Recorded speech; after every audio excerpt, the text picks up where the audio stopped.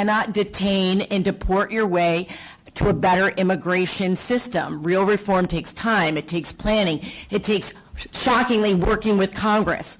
And what's happening right now is messy, it's unlawful, it is, quite frankly, an authoritarian exercise. It's about generating fear.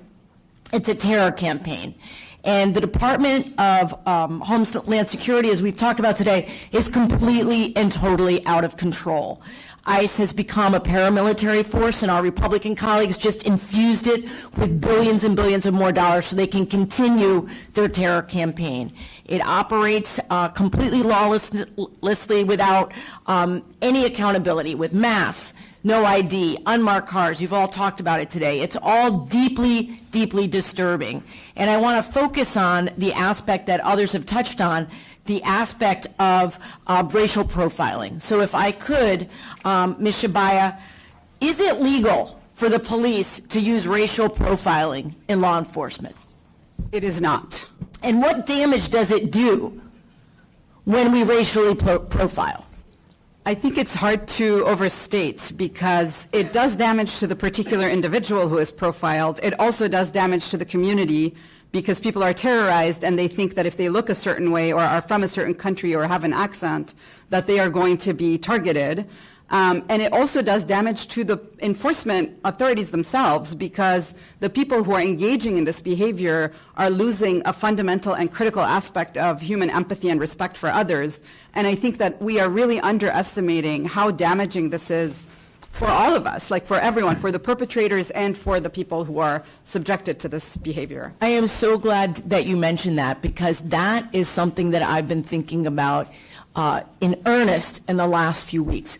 We are not just dehumanizing these immigrants, these migrants, these people seeking refuge here, these people who are seeking asylum. We, through this process that my Republican colleagues are enabling, we are dehumanizing the people who are perpetrating the violence on these people.